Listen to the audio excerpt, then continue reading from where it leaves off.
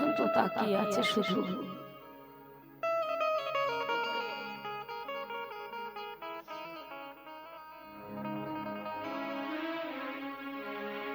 সাধে করে কি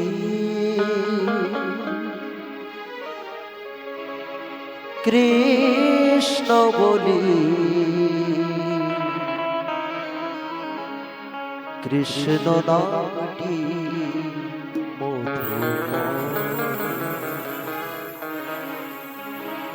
সাধে করে কি কৃষ্ণ বলি, কৃষ্ণ নামটি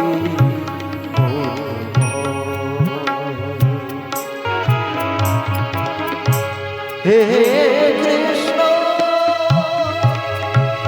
করুণা সিন্ধু দীনবন্ধু দয়াময়, হে কৃষ্ণ করুণা সিন্ধু দীনবন্ধু দয়াময়,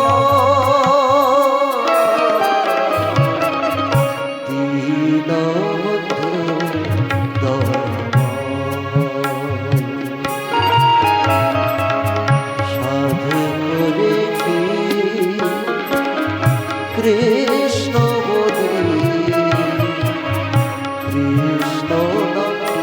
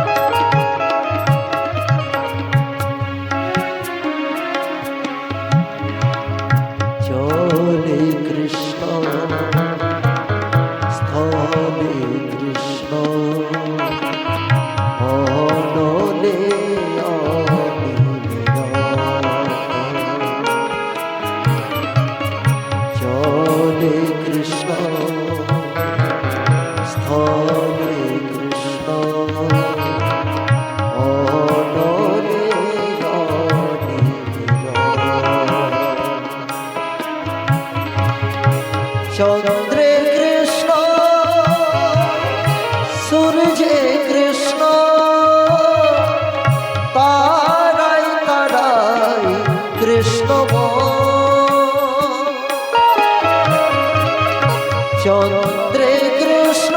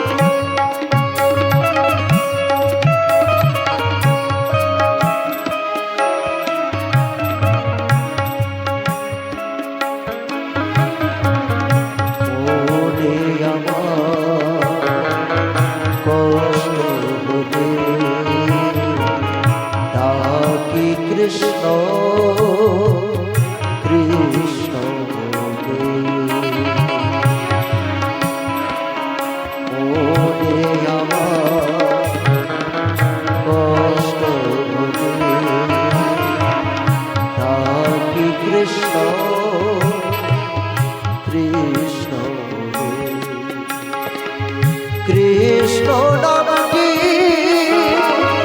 মনে হলে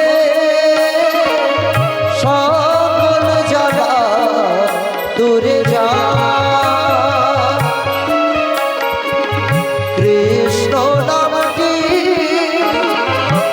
মনে হলে সকল জ্বালা দূরে যায়। সকল জ্বালা সাধ করে কৃষ্ণ বলি, কৃষ্ণ নামটি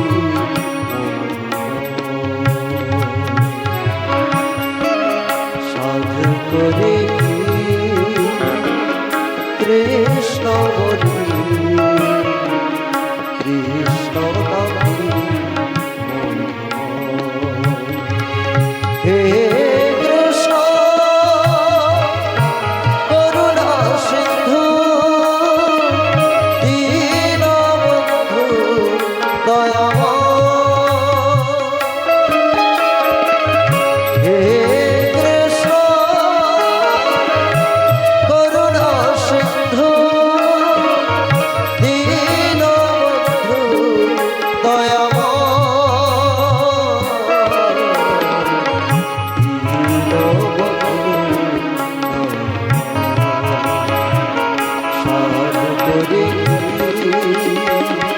কৃষ্ণ বলি, কৃষ্ণ নামটি সাধ করে কৃষ্ণ বলি, কৃষ্ণ নামটি হে কৃষ্ণ করুণা সিন্ধু দীনবন্ধু জগৎ গোপেশ গোপিকা রাধা কান্ত নমস্তুতে।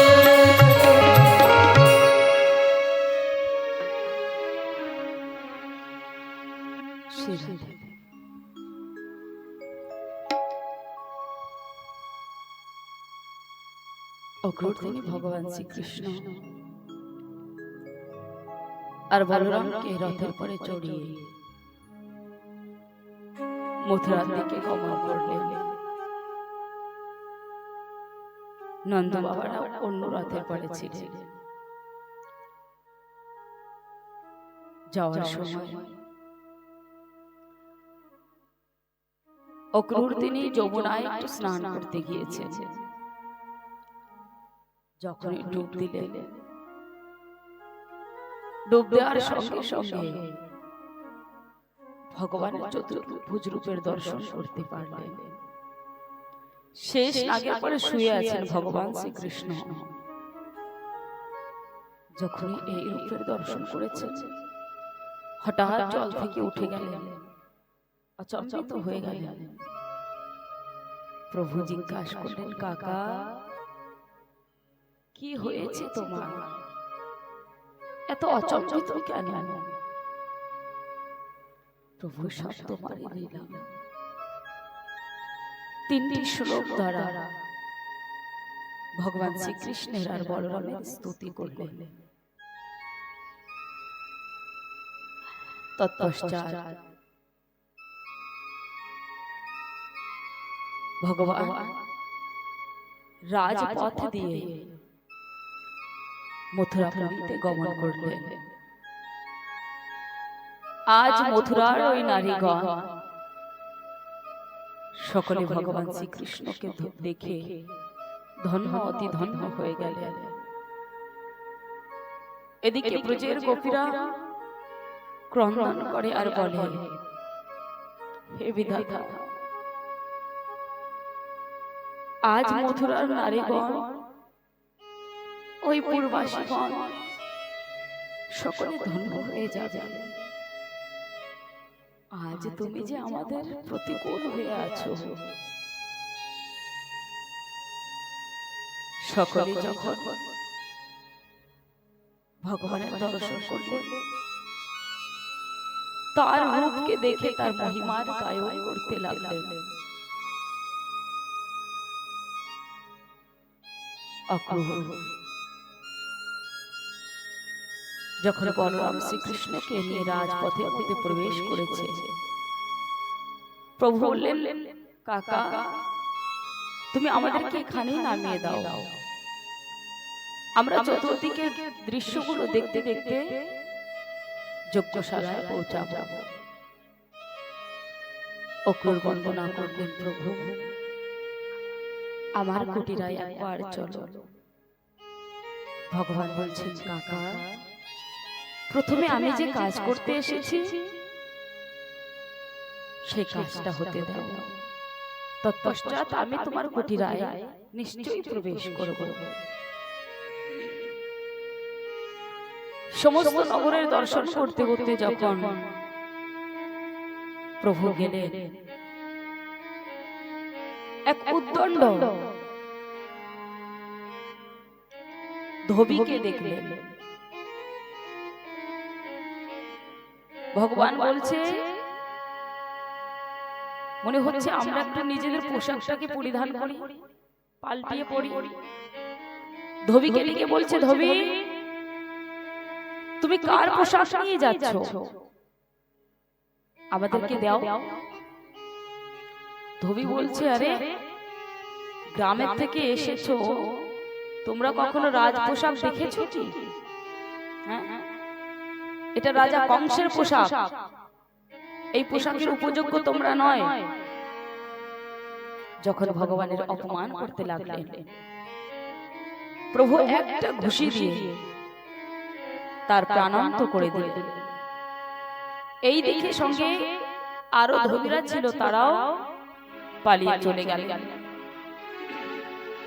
তৎপশ্চাৎ সকলে নিজে নিজের ইচ্ছা মতো রাজ পোশাক পরিধান করলেন। তারপরে এক দর্জির কাছে গিয়ে সেই দর্জির পরে কৃপা করলেন।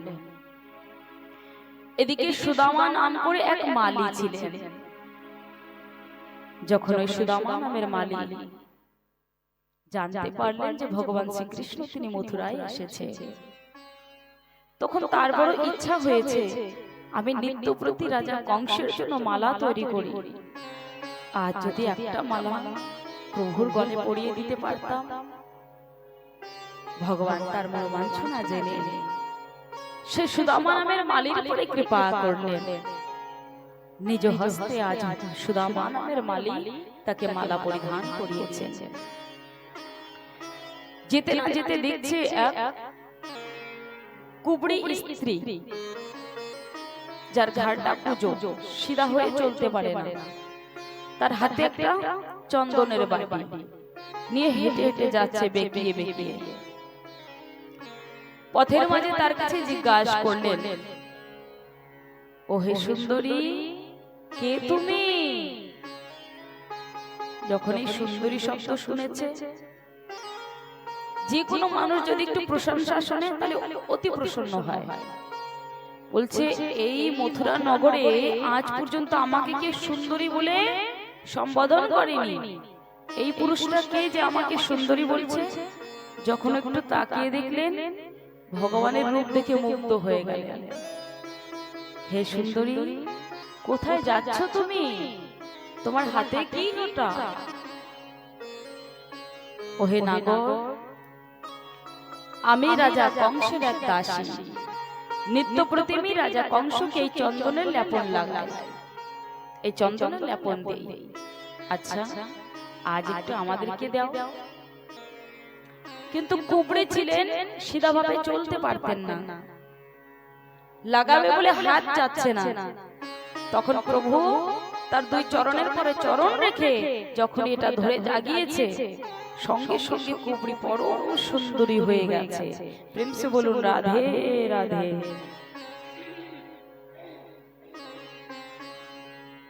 পরম সুন্দরী হয়ে গেল। আজ কুব্জা অতি প্রসন্ন, প্রভুকে চন্দর লেপন লাগিয়ে প্রভুর কাছে বিনতি করলেন, প্রভু আপনি আমার সঙ্গে চলেন আমার কুটিরায়। প্রভু বললেন, না না সুন্দরী, আমি পরে আসবো, এখন আমি কিছু কাজের জন্য এসেছি, তুমি যাও, আমি পরে আসবো। প্রভু খুব যার পরে কৃপা করলেন। এদিকে রাজা কংস তিনি ধনুর্যজ্ঞের দুয়ারে একটা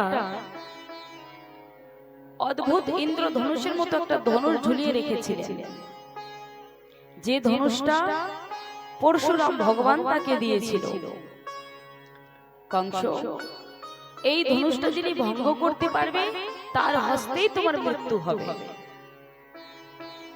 রাজপথ দিয়ে যখনই ভিতরে প্রবেশ করলেন, ধনুষটা দেখেই ভগবান বাম হাত দিয়ে ভেঙে দিলেন। ভেঙে দেওয়ার সঙ্গে সঙ্গে বিশাল গর্জনা হয়েছে। ওই ধ্বনি শুনে রাজা কংস ভয়ভীত হয়ে গেছে। ওই গর্জনা শুনে কে? এই ধনুষ ভাঙার ক্ষমতা কারোর মধ্যে নেই, তবে কে ভেঙেছে? তবে সংবাদ পেয়েছে ভগবান শ্রীকৃষ্ণ, তিনি এসে গেছে। এবার রাজা কংসের আর ঘুম আসছে না, পুরো পুরো রাত ধরে জেগে আছেন। চন্দ্র সূর্য দুটো করে দেখতে পাচ্ছে। বলছে মৃত্যুর কিছু লক্ষণ আছে।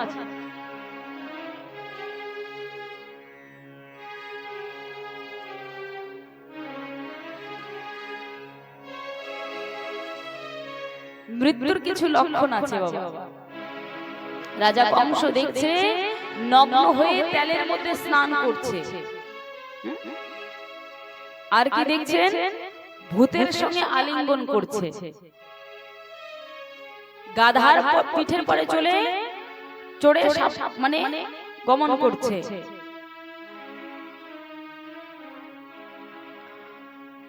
আয়নার মধ্যে নিজের মুখ দেখতে পাচ্ছেন না, মাথা দেখতে পাচ্ছেন না। এই যে মৃত্যুর লক্ষণ। তখন ভয়ভীত হয়ে গেলেন। প্রথমে বলেছি যেভাবে হোক না কেন আপনি ভগবানের নাম নিলে পরে নামটা ফলে।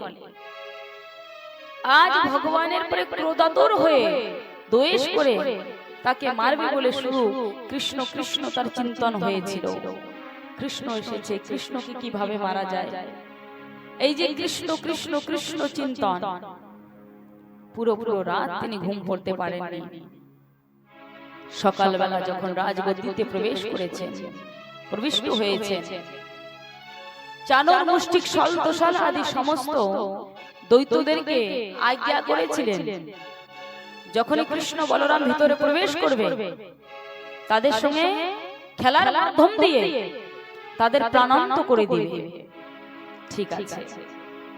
এবার ওই যে কুবালাপিঠ নামের হাতি, যার গায়ে বিশাল শক্তি ছিল, বলশালী হাতি, সেই হাতিকে ভগবান উদ্ধার করলেন। তৎপশ্চাৎ সলতোষাল চাণর মুষ্টিকাদি সমস্ত দৈত্যদেরকে এক এক করে করে উদ্ধার করিয়েছে।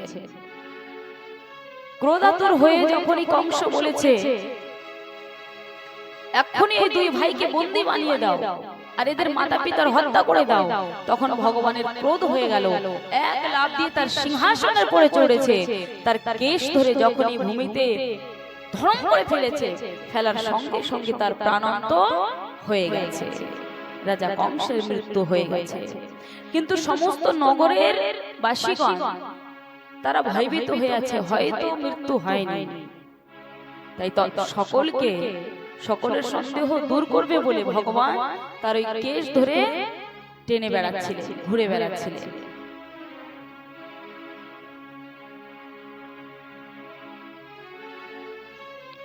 এবার কংস রাজার শ্বশুর ছিলেন জরাসন্ধ। জরাসন্ধ অনেক বলশালী ছিল বাবা, কিন্তু হ্যাঁ ভগবানের সাথে 17 বার হেরেছে যুদ্ধে, সেটা আলাদা ব্যাপার, তবেও হার মানেনি। এই জরাসন্ধ আদি সকলে খবর পেয়েছে, ভগবানের প্রতি দ্বেষ করতে শুরু করলেন। এদিকে ভগবান তিনি রাজা কংসের উদ্ধার করে ওই রাজগদ্দিতে প্রবিষ্ট হয়ে গেলেন। তিনি রাজ্য করতে শুরু করলেন। তার একজন পরম মহামন্ত্রী এবং মিত্র ছিলেন উদ্ধবজি মহারাজ। এই উদ্ধব দেখতে ভগবান শ্রীকৃষ্ণের মতো ছিলেন, রং রূপ ঢং সবকিছু, কিন্তু তার যে ভিতরটা, তার যে স্বভাবটা, সেটা ভগবান কৃষ্ণের মতো ছিল না। কেন?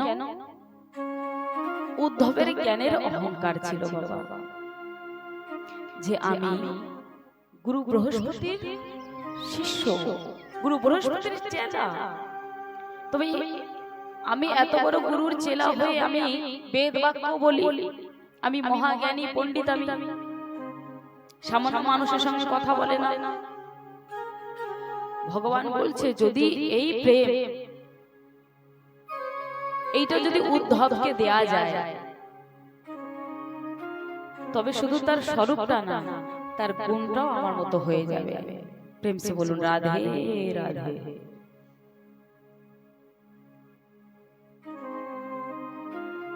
এবার মহারাজ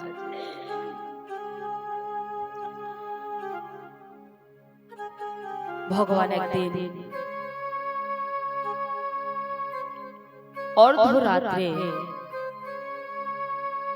বসে ক্রন্দন করছে। যখনই প্রভু ক্রন্দন করছে, উদ্ধব তার ক্রন্দনের সুর শুনে জেগে উঠলেন। কি ব্যাপার? তাকিয়ে দেখছে প্রভু তিনি কাঁদছে। প্রভু, তোমার চোখে জল, কিসের দুঃখ তোমার? তুমি কেনই বা কাঁদছো? ভগবান বলছে, শোনো উদ্ধব, আজ আমার মাতা পিতার কথা অনেক মনে পড়ছে। প্রভু, তবে বিলম্ব কিসে? যাও না, এখানেই তো তোমার মাতা পিতা আছে, দেবকী আর বসুদেব, যাও। না না উদ্ধব, ব্রজে আমার যশোদা মা, আমার নন্দ বাবা, তাদের কথা মনে পড়ছে। আর ব্রজে যে গোপীগুলি আছে, যারা সর্বস্ব আমার চরণে অর্পণ করেছে, তাদের কথা মনে পড়ছে। ছোট ছোট গলা গাভীগুলি, যে গাভীগুলি আমার মুখ না দেখলে ঘাস খেত না, তাদের কথা মনে পড়ছে। উদ্ধব বলছে, প্রভু তুমি তো ব্রহ্মস্বরূপ, তুমি তো ভগবান,